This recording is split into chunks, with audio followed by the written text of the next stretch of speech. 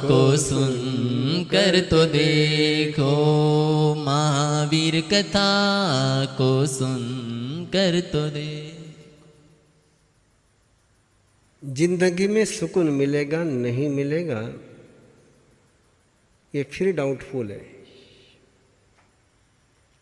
लेकिन जो जो जीव मोक्ष में गए हैं उनको मरने में सुकून मिला इसलिए वो मोक्ष में गए।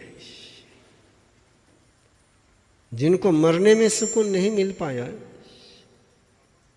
वो मोक्ष नहीं जा सके। आर्ट ऑफ डाइंग, जिसको हम संलेखना कहते हैं,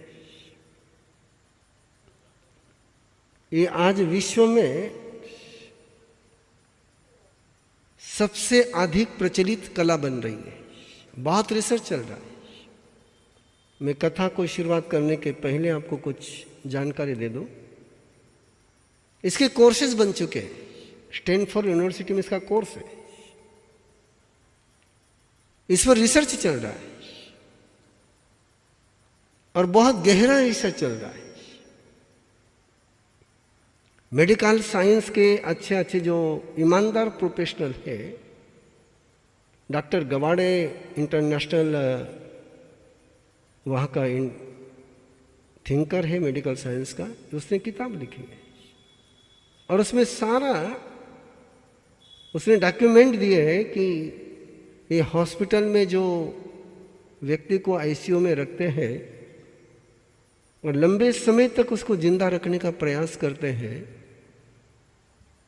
उसमें खर्चा कितना है, परेशानी कितनी है, वेस्टेज कितना है, आउटपुट कितना है। और उसने लिखा है कि हम उसमें उस व्यक्ति को जीने का सुख दे पाते हैं क्या। अंतिम समय में जब हॉस्पिटल में आईसीयू में एडमिट करते हैं, जब वहां से डेड बॉडी बाहर आती है,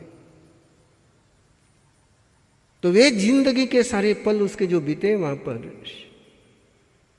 वो खुशी में बीते या परेशानी में बीते। ये डॉक्टर ने भी कहा है, आप भी कह रहे हैं, डॉक्टर भी कह रहे हैं। और इसलिए ऐसे समय में जब ये सारा साहित्य पढ़ते हैं और उस साहित्य में बुद्ध का जिक्र आता है लेकिन जैन धर्म का जिक्र नहीं आता है। जो इंटरनेशनल लेवल पर इसका लिटरेचर है इंग्लिश में, उसमें जैनिज्म का जिक्र नहीं है, बुद्धिज्म का जिक्र है। जबकि संलेखना की संथारे की साधना कई जीवंत है तो जैनियों में। मैं क्यों बार बार आप लोगों को ट्रेनर बनने के लिए कह रहा हूं। एक कार्यक्रम मेरा वो भी है, आर्ट ऑफ डाइंग के भी ट्रेनर बनाता हूं। आर्ट ऑफ डाइंग के मेरे कोर्स भी चलते हैं और आर्ट ऑफ डाइंग के डाइंग कोर्स में जवानों को कराता हूं, बूढ़ों को नहीं कराता हूं। बहुत लंबा विषय है और गवाड़े डॉक्टर का ये कहना है कि पागलपन निकल जाए तो हॉस्पिटल का लोड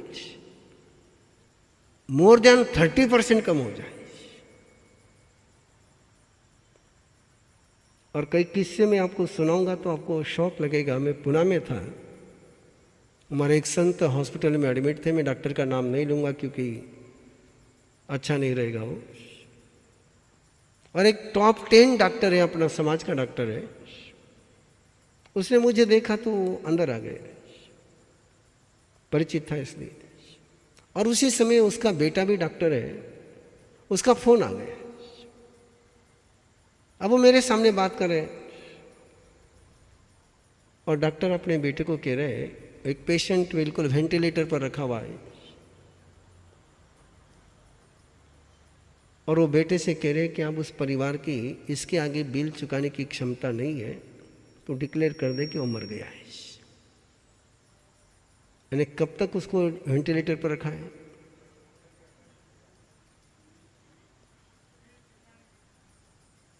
ऐसे कितने ही केसे मैंने मेरे आंखों से देखे। और ऐसे समय में यदि परमात्मा की ये साधना पद्धति आप लोग समझो और जीवन में इसको फैलाओ, कोई किसी को बचा सकता है।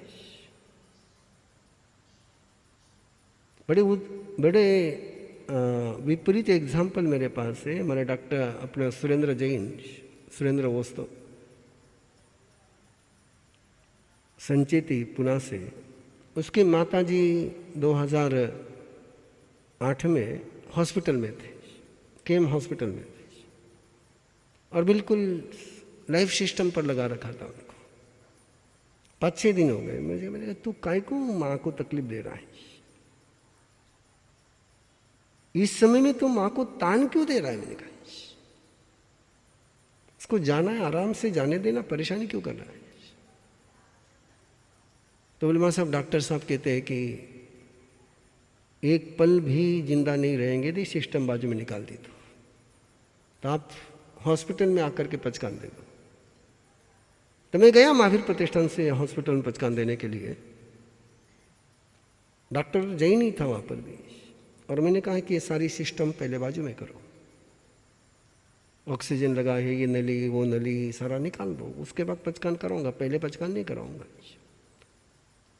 डॉक्टर ने कहा महाराज साहब, ये सिस्टम निकालने के बाद आप पचकान दोगे, इसके पहले पेशेंट चला जाएगा। मैंने कहा वो आप चिंता छोड़ो, आप पहले सिस्टम से बाहर निकालो, फिर मैं पचकान दूंगा। और सिस्टम से बाहर निकाला, पचकान दिए, उसके बाद उनको घर पर लेकर के गए। 3 दिन आराम से रहे। कितने दिन? 3 दिन आराम से रहे, और चेहरे पर वो सुकून था उनके। और जब वो सारी नलियों के बीच में थे तो कोई चेहरे पर सुकून होने का सवाल नहीं है। इसलिए आप लोगों से आग्रह है, जैन धर्म की सबसे सर्वश्रेष्ठतम साधना कोई है तो कौन सी है? संलेखना की। संलेखना मीन्स सुसाइड नहीं है। संलेखना मीन्स के मरने का प्रयास नहीं है। केवल अब मैं जीने में भी एफर्ट्स नहीं लगाता हूं और मरने में भी एफर्ट्स नहीं लगाता हूं। सुसाइड करने वाला मरने में एफर्ट्स लगाता है। मैं दोनों के लिए तैयार हूं।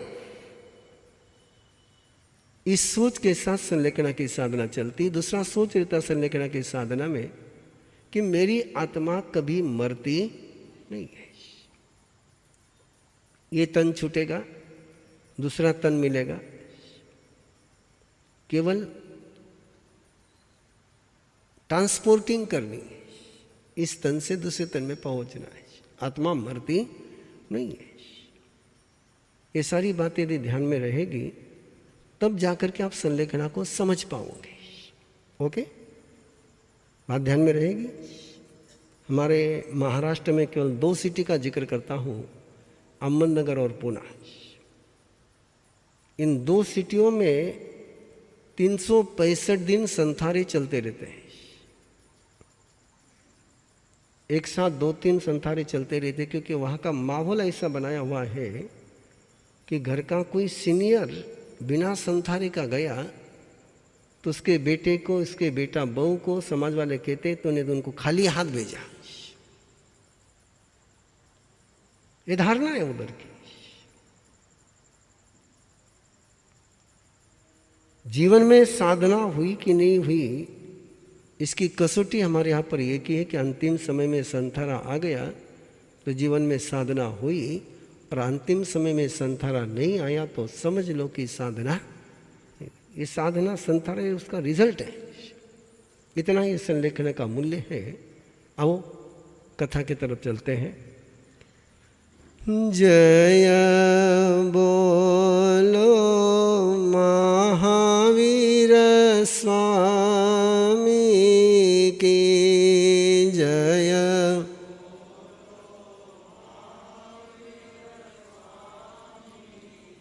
तीन मनोरथ दिए गए हैं, और 3 मनोरथ में एक मनोरथ ऐसा है कि जो श्रावक, श्राविका, साधु, साध्वी चारों के लिए है।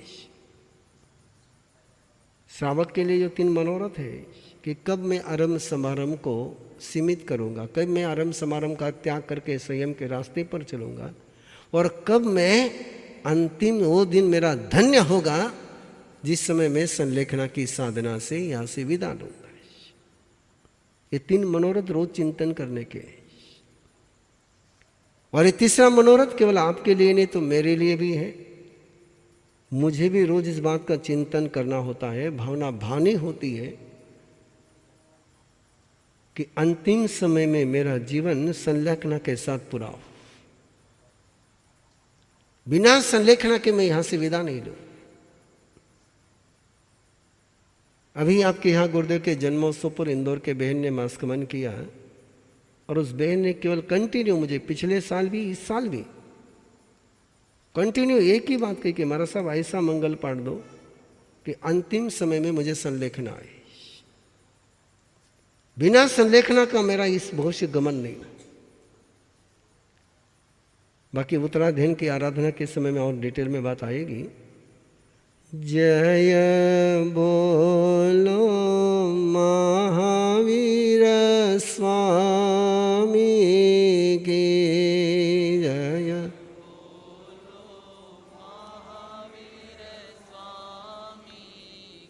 घट घट के अंतरयामी की घट घट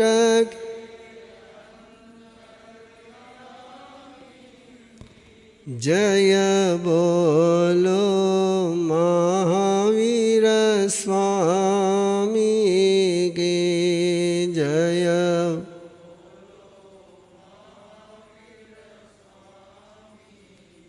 परम श्रद्धेय पूज्य गुरुदेव के चरणों में कोटि से वंदना। विराजमान स्नेही श्री तीर्थेश श्री महाराज साहब पर्वाधिराज श्रवणसरी की आराधना, प्रतिक्रमण, क्षमापना की सारी अनुभूतियों से संपन्न होकर के फिर परमात्मा की महावीर गाथा के संलेखना का एक अनूठा आयाम सुनने के लिए उपस्थित भव्य आत्मंच। आपको स्मरण होगा कि वर्धमान जब भी बाहर जाते हैं घूमने के लिए तो माँ एक सवाल उनको पूछती है कि तू कब आएगा, लौट कर कब आएगा। और वर्धमान कभी टाइम नहीं बताते। वर्धमान इतना ही कहते कि माँ जब तू यहाँ रहेगी मैं आ जाऊंगा। और माँ ने बहुत बार प्रयास किया, लेकिन जैसी माँ वर्धमान ने जो जगह बताई वो जगह पर पहुंचे कि वर्धमान हाजिर हो गए। ऐसे एक दिन की बात है, वर्धमान ने कार्यक्रम बनाया था एक 5-6 दिन का घूमने का, लंबा टूर करने का विचार था। और जाने की तैयारी में जैसे माँ ने सवाल पूछा कि कब आएगा, तो वर्धमान ने आंख मूंदी और देखा कि मैं जब लौटूंगा तब माँ का आएगी। तो जो समय उसने देखा उस समय में माँ कहीं महल में नजर नहीं आ रही। जैसे ही माँ नजर नहीं आ रही तो उसके चेहरे के भाव चेंज हो गए। वो एक एक दिन पीछे आता गया और देखा कि माँ महल में नहीं है, पिता महल में नहीं है, माँ और पिता दोनों ही महल में नहीं है। और रुक गया।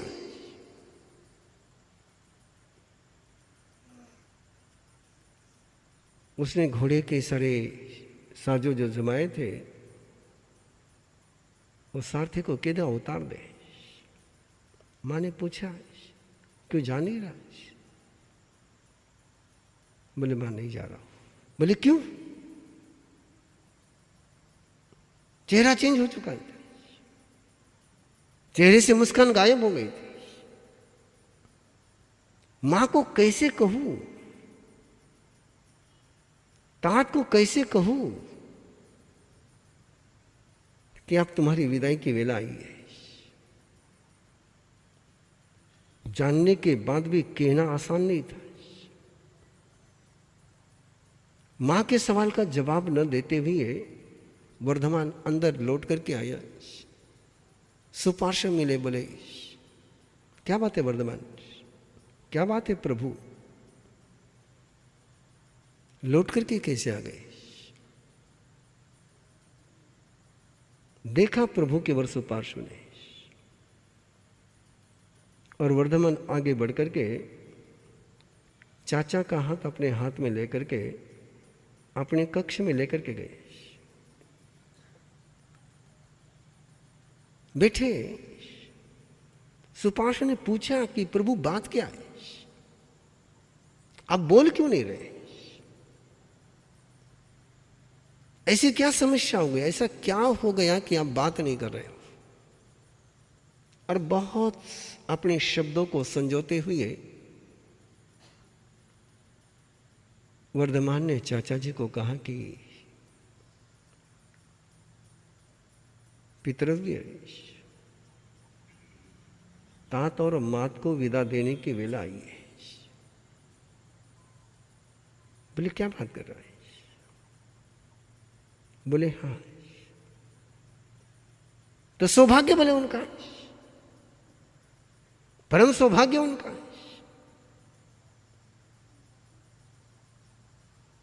कि पूरे जगत को जो धर्म देगा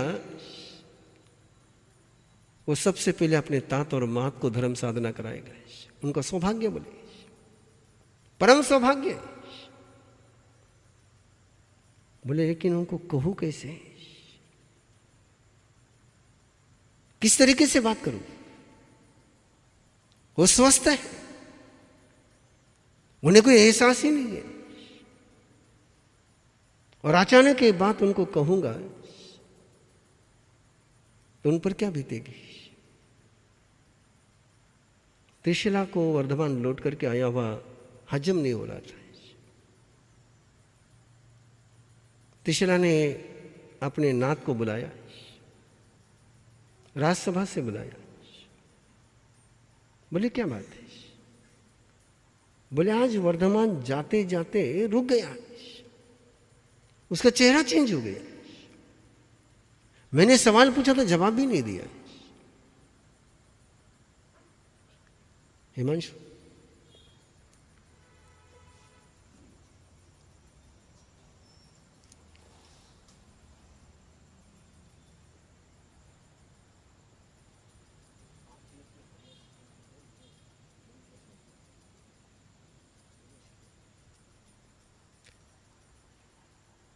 जवाब ही नहीं दिया बोले मुझे, और बोले अपने चाचा को लेकर के अपने कक्ष में दरवाजा बंद करके दोनों बैठे। बोले होगी कोई बात कर रहे होंगे, नहीं बोले कुछ तो भी बात है जो वर्धमान मेरे से छिपा रहा है। आज दिन तक ऐसा कभी हुआ नहीं कि मेरे बेटे ने मेरे से कोई बात छिपाई हो। पहली बार ऐसा हुआ है कि वो मुझे जवाब बिना दिए अंदर चला गया। और सिद्धार्थ और त्रिशला दोनों ही वर्धमान के उस कक्ष के पास पहुंचे, बिल्कुल धीमे धीमे पहुंचे हैं कि क्या बात करें वो सुनने के लिए। और जिस समय वो पहुंचे उस समय सुपार्श्व कह रहा था वर्धमान से कि प्रभु सिद्धार्थ का सौभाग्य है, त्रिशला का सौभाग्य है, काश ये सौभाग्य मुझे भी मिलता है कि मेरी भी संलेखना की साधना आप कराते हैं। इससे बढ़कर उनका सौभाग्य क्या हो सकता है। सिद्धार्थ ने त्रिशला की तरफ देखा, त्रिशला ने सिद्धार्थ की तरफ देखा। केवल आंखों ही आंखों में बात हो गई। उन बातों में बहुत कुछ समाया हुआ था, शब्दों में इसको बयान करना बहुत मुश्किल है। और सिद्धार्थ ने आगे बढ़ करके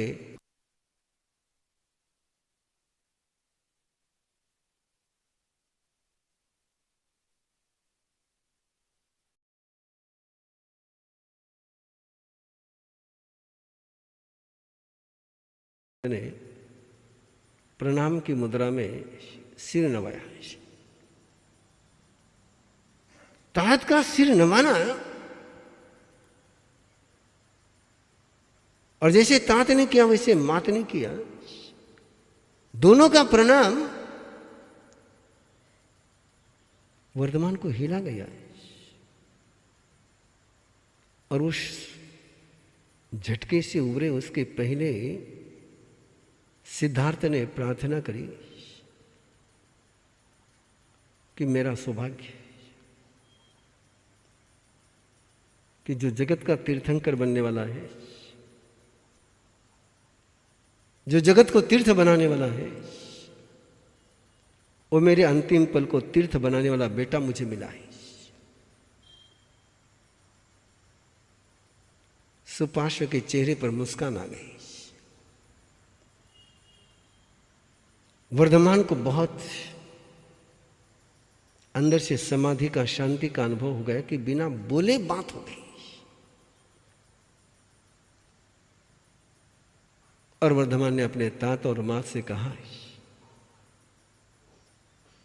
तैयारी करो ना, निवृत्त हो जाओ, सबको विदा दे करके आ जाओ।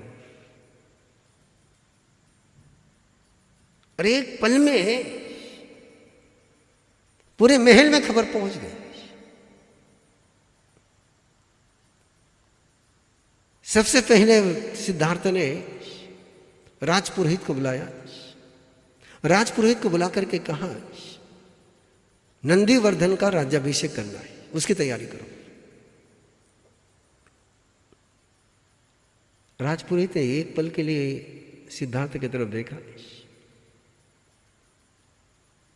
बोले, पिता के रहते हुए राज्याभिषेक दो ही स्थितियों में होता है, या तो पिता दीक्षा ले ले,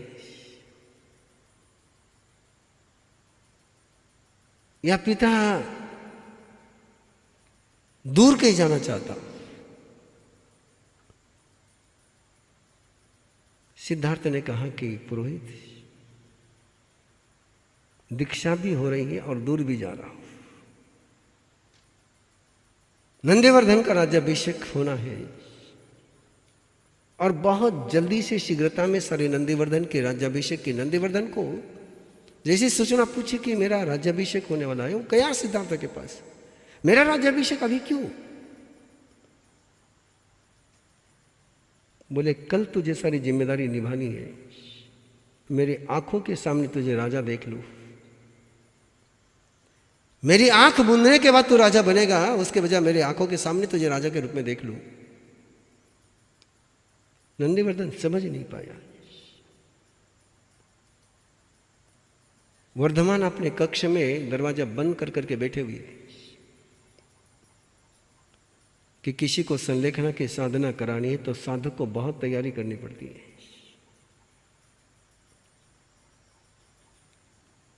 और इसलिए वो अपनी साधना में लगे हुए हैं।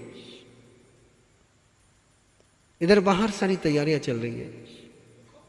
सुपार्श्व को वर्धमान ने कुछ संकेत किए थे कि उद्यान में जो बरगद का पेड़ है, उस बरगद के पेड़ के तले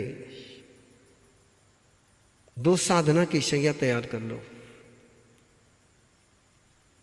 एक संथारा हो, मां के लिए एक संथारा हो। संथारे का मतलब बिछोना,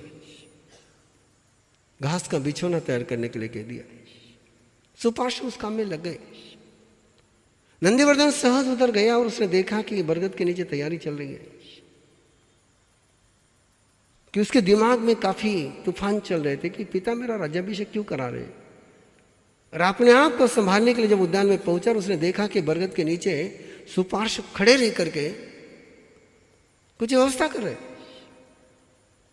वो गया सुपार्श्व के पास, बोले, क्या चल रहा है?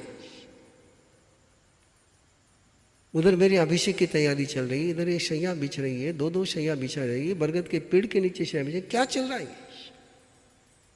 सब मेरे से छिपाया क्यों जा रहा है? सुपार्श्व ने कहा, नंदीवर्धन, जिस समय समय आएगा तब तुझे पता चलेगा। बोले वर्धमान को सब पहले पता चलता है और मुझे सारा समय पर ही पता चलेगा। ये मेरे राज्याभिषेक का निर्णय लिया किसने? बोले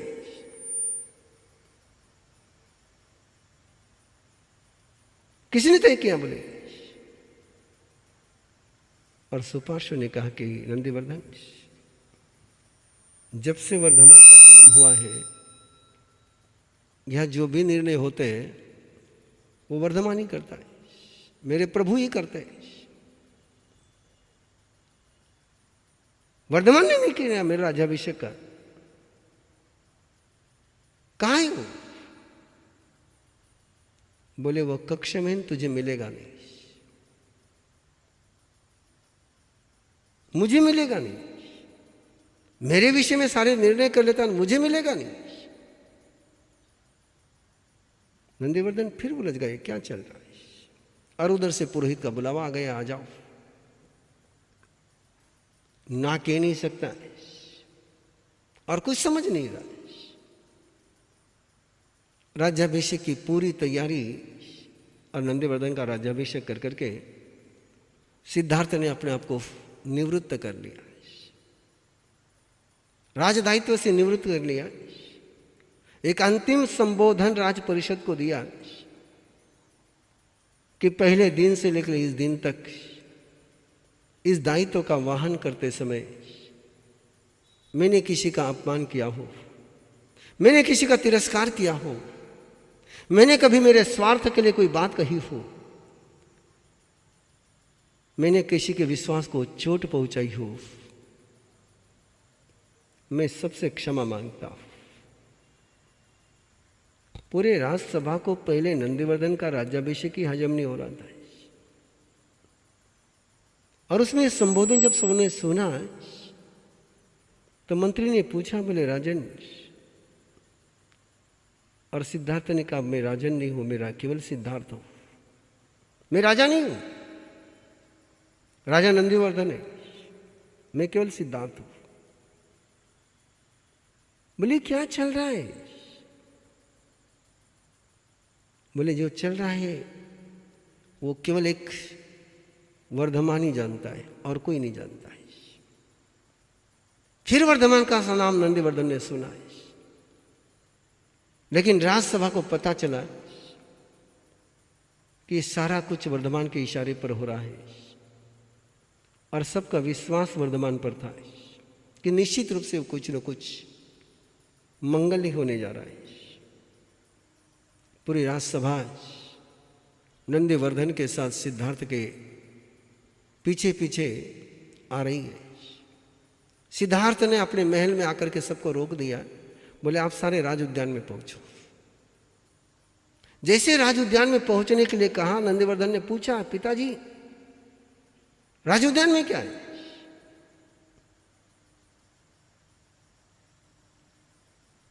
और सिद्धार्थ ने नंदीवर्धन को जवाब दिए भी ने कहा, वहां एक बरगद का पेड़ है, उस बरगद के पेड़ के पास आप सारे उपस्थित हो जाओ।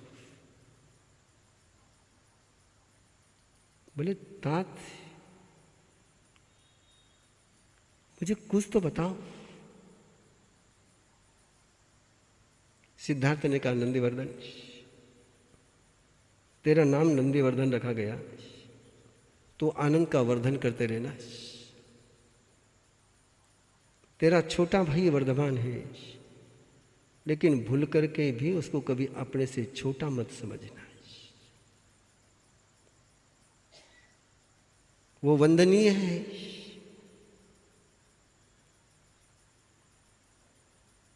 तू यदि उसको प्रणाम कर सका तो तेरे जीवन में कोई समस्या नहीं रहेगी।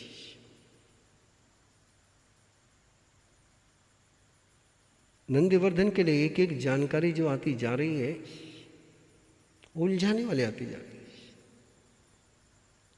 शीघ्र गति से सुपार्श्व ने सब तरफ समाचार भेज दिए थे कि सिद्धार्थ और त्रिशला का संलेखना हो रहा है, और द्रुत गति से समाचार जाने के कारण से सब लोग वहां पर पहुंच रहे थे। सिद्धार्थ अपने कक्ष में गए, त्रिशला अपने कक्ष में गई। सारी राजसी वेशभूषा उतार करके जिस ड्रेस में तुम हो उस ड्रेस में बाहर आए, बिल्कुल श्वेत सौम्य। सारे अंतर के राज परिवार को हाथ जोड़ करके विदा ले रहे सिद्धार्थ और त्रिशला। वर्धमान ने सुपार्श्व को संकेत किया कि तात और मात को जल्दी से उद्यान में आने के लिए आमंत्रण दे दो। वर्धमान वहां पहुंच गए। सारी सभा परिषद वर्धमान को देख रही है। ये राजकुमार नहीं है, योगी, परम योगी। वो चेहरे पर कहीं पर भी राजसिकता नहीं है। एक ऐसा चेहरे का भाव, और किसी की तरफ देख नहीं रहे। जहां 2 शैया बनी थी वहां जाकर के खड़े हो गए। जय जयकार के निनाद के साथ सिद्धार्थ और त्रिशला वहां पहुंचे। जैसे पहुंचे उन्होंने प्रणाम किया। वर्धमान ने उनको संकेत किया कि सबसे पहले वंदन करो तीर्थंकर परमात्मा को। मां आगे बढ़ी, वंदन करने लगी। बोले नहीं, जिस तीर्थंकर परमात्मा के शासन में आप रह रहे हो उस भगवान पार्श्वनाथ को वंदन करो।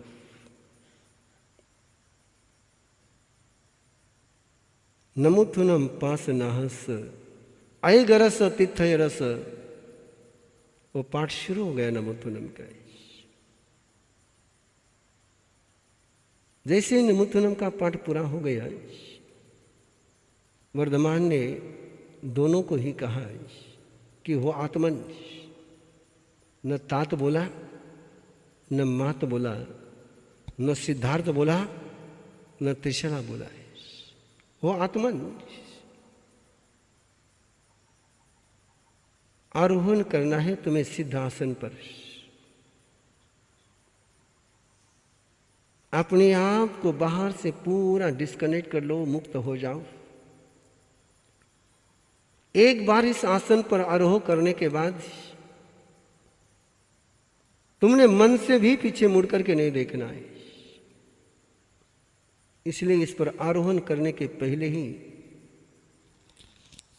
कोई तुम्हारा दायित्व बचा हो, कोई संकेत तुम्हें करना हो तो कर लो। बोले नहीं,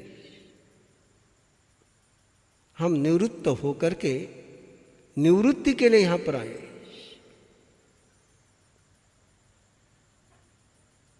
और वर्धमान ने संकेत किया कि एक बार सभी से क्षमा की याचना कर लो। सबसे क्षमा का वरदान ले लो। किसी को लेकर के तुम्हारे दिल में कोई कड़वाहट हो तो उस कड़वाहट को विसर्जित कर करके उसको क्षमा का वरदान दे दो।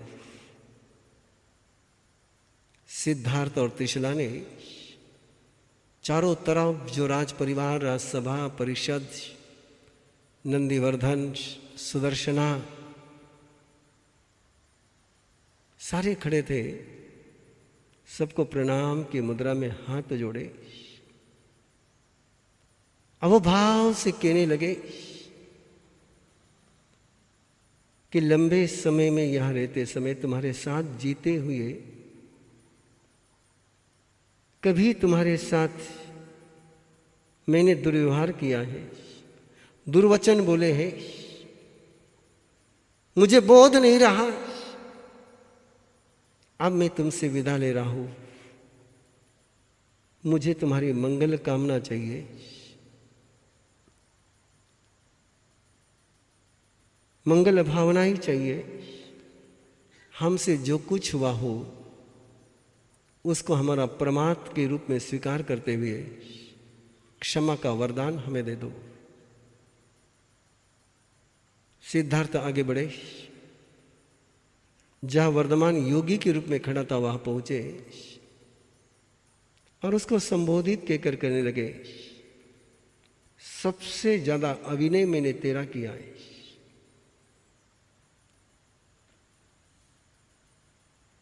तुम तीर्थंकर हो, मैंने तुम्हें राज सत्ता में उलझाने का प्रयास किया है। मैंने तुम्हारे तीर्थंकर स्वरूप को नजरअंदाज किया है। तुम्हारे वरदान को ग्रहण करने के लिए मैं असमर्थ बना। ये तुम्हारा परम उपकार मेरे पर कि इस पल तुम मुझे सिद्धि की साधना करा रहे हो। बस एक तमन्ना रह गई मन में, तुम्हें तीर्थंकर के रूप में देखने की तमन्ना मन में रह गई।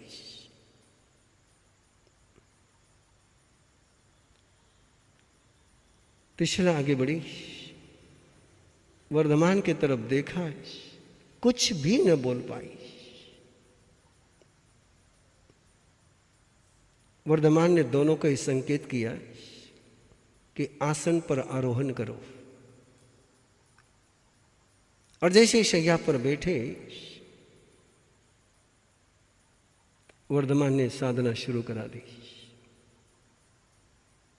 इरिया वही का कौशक, समय की सीमा में मैं चल रहा हूं, इसलिए केवल संकेत कर रहा हूं, पाठ नहीं दोहरा रहा हूं। इरियापति का कायसर्ग कराया,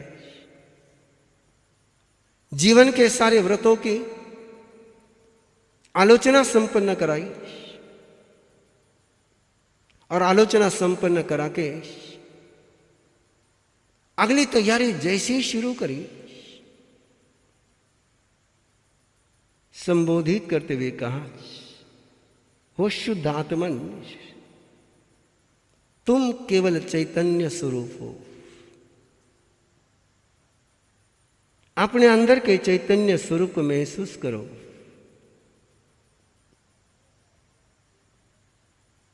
तुम्हारी चेतना में कहीं हिंसा नहीं है, तुम भगवती स्वरूप हो। तुम्हारी चेतना में कोई असत्य नहीं है, तुम सत्य भगवान स्वरूप हो। अपने सत्य भगवान स्वरूप में रमन करो। तुम दरिद्री नहीं हो, तुम परम ऐश्वर्य संपन्न हो। तुम्हारे अंदर के आनंद के स्रोत के साथ अपने आप को समर्पित करो। बाहर के सारे पापों का तुम्हें पचकान। आज दिन तक तुमने क्रोध किया, मान किया, माया करी, लोभ करा, देखते चले जाओ स्वयं के क्रोध को, मान को, माया को, लोभ को। लेकिन तुम क्रोधमय नहीं हो। नान दंसन मयो तव चेयन, नथी कोहो, नथी मानो, नथी माया, नथी लोहो, नथी रागो, नथी दोषो। तव आपा सिद्धात्मा, तुम्हारी आत्मा सिद्धात्मा है। ज्ञान दंसनमय हो तुम। बहुत लिया तुमने, लेने के सारे रास्ते तुम बंद कर लो। जावत जीवाये संवासनम पानम खाइमम साइमम चोयम पी आहारम पचक्खामी। तुम्हारा अपना स्वरूप है, सिद्ध स्वरूप है।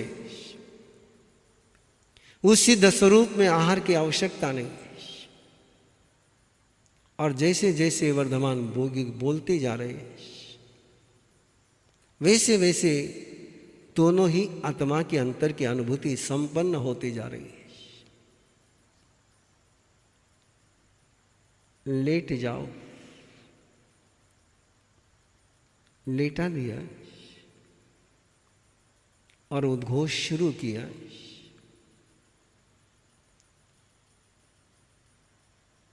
सिद्धोऽसि बुद्धोऽसि निरञ्जनोऽसि निराकारोऽसि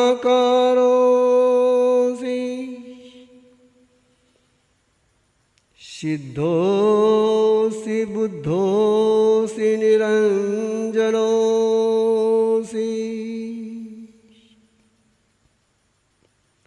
ज्ञानमयो त्वं श्रद्धामयोऽसि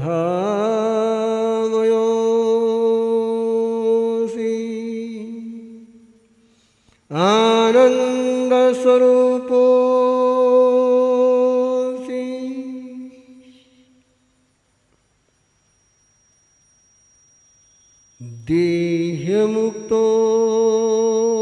देहमुक्तोऽसि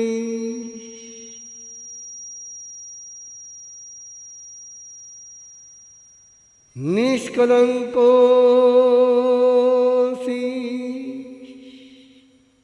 ज्योतिर्मयोऽसि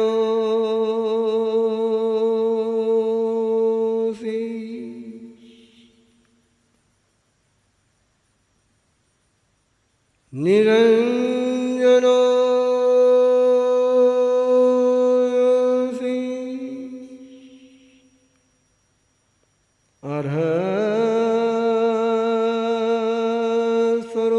अर्हस्वरूपोऽसि एको ते शाश्वतोऽप्पयः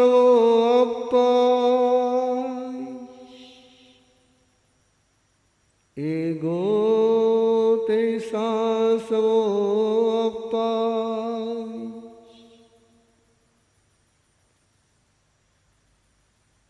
समर्थोऽसि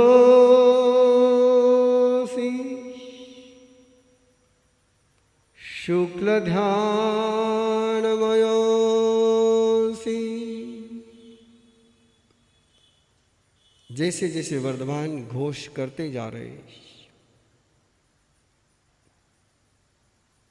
निरंतर उस चेतना के साथ संबंध बनाते जा रहे, देख रहे हो, जान रहे हो,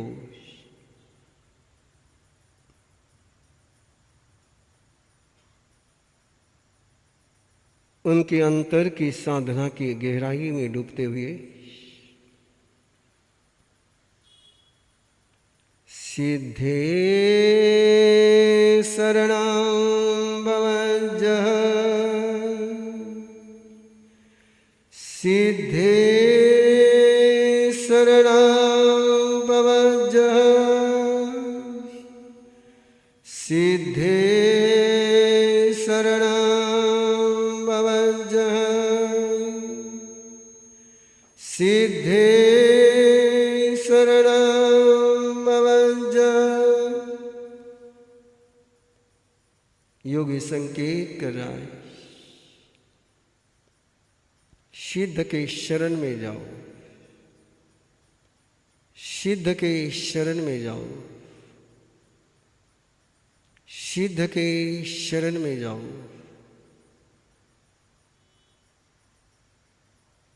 तिसरा अंतर मन में गुनगुना रही है, वर्धमान शरणं भवज्जामि वर्धमान शरणं भवज्जामि वर्धमान शरणं भवज्जामि वर्धमान शरणं भवज्जामि। त्रिशला के रोम रोम से एक ही स्वर चल रहा है। सुना उस स्वर को। योगी ने कहा, नहीं नहीं, नास्ति वर्धमान, नथी वर्धमानो, नथी वर्धमानो, सिद्धे शरणं पवज्जः। सिद्धे शरणम पवज्ज। योगी ने अपनी नजर मां के भ्रूमध्य पर लगाई। सिद्धे शरणम पवज्ज। इंतजार कर रहा है योगी कि मां सिद्ध की शरण में पहुंच जाए। वो चेतन सिद्ध बनना है, सिद्ध की शरण में जाए। सिद्ध बनना है, सिद्ध की शरण में जाए। मां सुन करके भी अनसुना करते हुए एक ही मंत्र लगा रही है, वर्धमानम शरणम पवज्जामि। सिद्धार्थ सिद्ध भावों में तन्मय हो गया है। पूरी सभा निस्तब्ध है।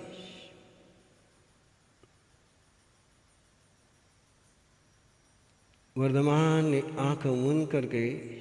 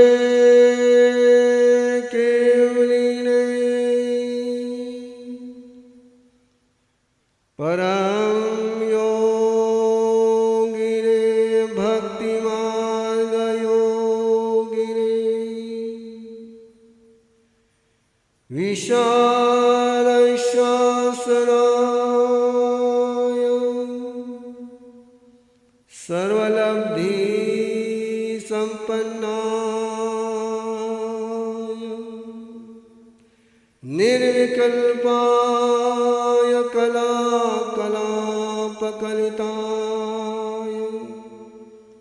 विस्फुरन्वरशुक्लध्यानाग्नि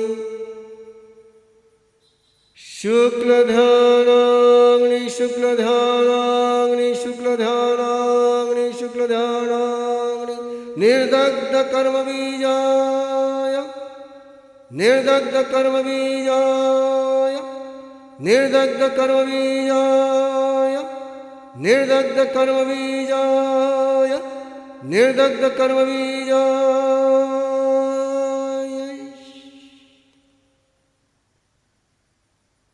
दोनों ही आत्मा के अंदर शुक्ल ध्यान की आग, परम ज्योतिर्मय आग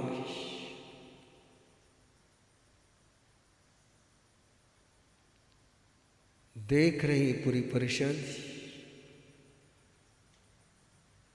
स्पंदित हो रही पूरी परिषद एक अवभाव में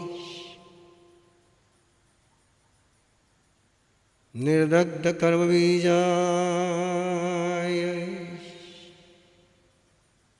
प्राप्तनंत दृष्टयाय सौम्याय शांताय मंगलवरदाय अष्टादोषरहिताय विश्वसंहिताय सिद्धोऽसि बुद्धोऽसि निरञ्जनोऽसि सिद्धो सिद्धो सिद्धोऽसि सिद्धोऽसि सिद्धोऽसि।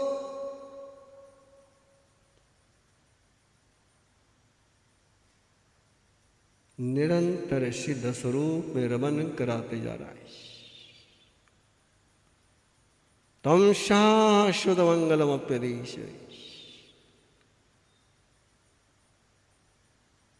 अर्हणं शरणं प्रपद्ये अर्हणं शरणं प्रपद्ये।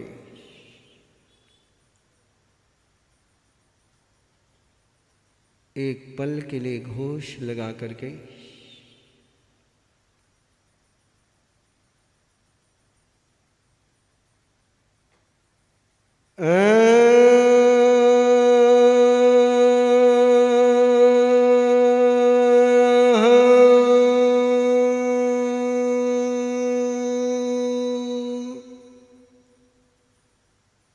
निरंतर घोष की अनगूंज, उस अनुगूंज के बीच किसी को पता ही न चला। बोध हुआ तो केवल वर्धमान को, जिसे आसमान से तारा बिना आवाज के निकल जाता है, जैसे परिजात के फूल सहज अलग हो जाते। वर्धमान ने देखा, जाना, दो आत्माओं को शरीर से मुक्त होकर 12वें देवलोक में अच्युत कल्प में पहुंचते हुए देखा। ओ श्रीरामी, ओ श्रीरामी, ओ श्रीरामी।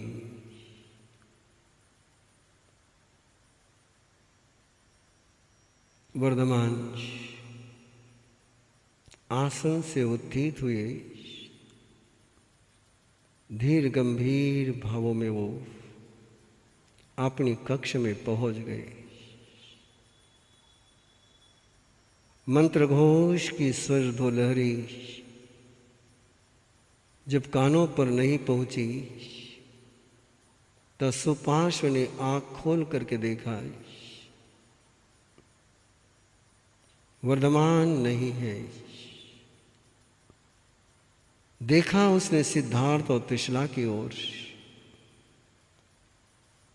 चेहरे पर तेज, ओज, समाधि का परम सुख लग ही नहीं रहा है कि इस काया में चेतना नहीं है। लेकिन सुपार्श्व को पता था कि वर्धमान यह नहीं है, इसका अर्थ है अब इनमें चेतना नहीं है। वो आगे बढ़े,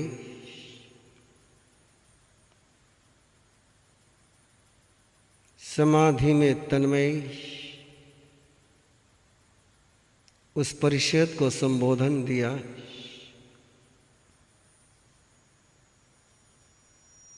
दोनों आत्माएं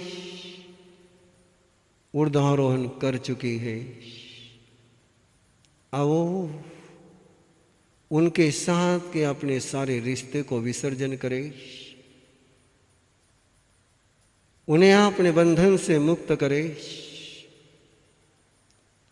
वे मुक्त हो गए हैं, अपने बंधनों से भी मुक्त करे। ओ श्रीरामी, ओ श्रीरामी, ओ श्रीरामी। इस तरीके से वर्धमान ने अपने तात और मात की संलेखना संपन्न कराई। आचारांग सूत्र में जिक्र जाता है कि संलेखना की आराधना पूर्ण कर त्रिशला और सिद्धार्थ अच्युत कल्प में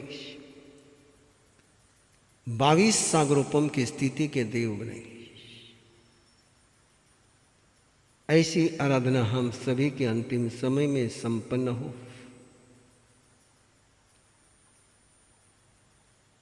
अपने किसी भी स्नेही जनों को हम समाधि में ही विदा दे पाए, इसी मंगल भावना के साथ वंदे महावीरम, वंदे महावीरम, सकलं सकलं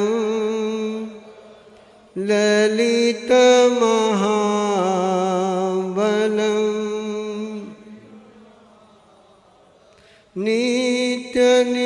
नित्यनिर्मलं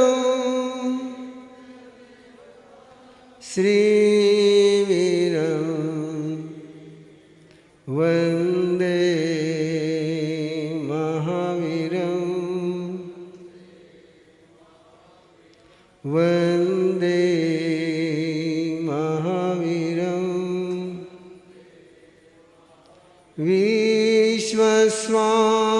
विश्वस्वामिनं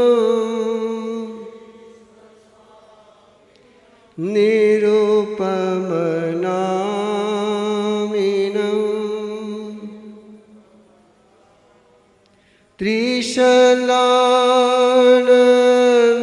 त्रिशलानन्दनं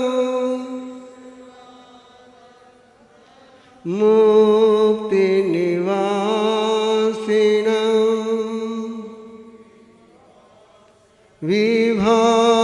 विभासिनं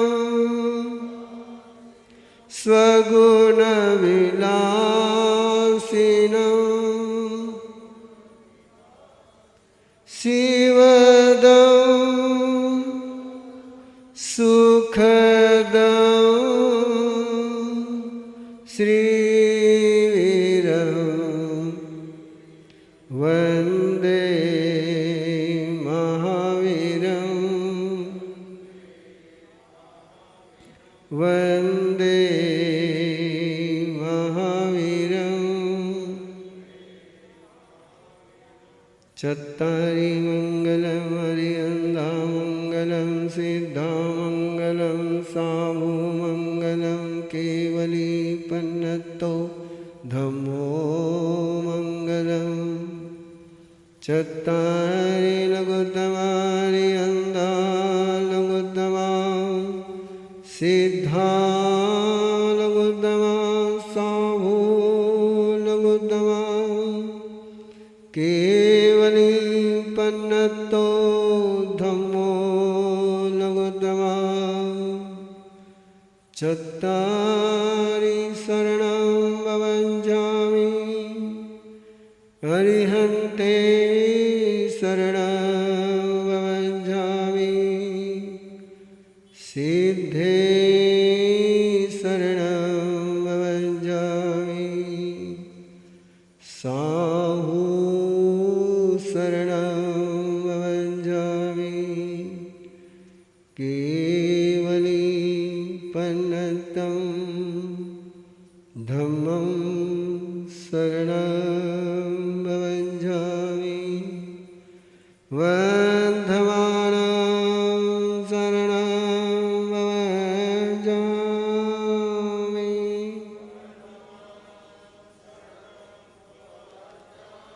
वर्धमानं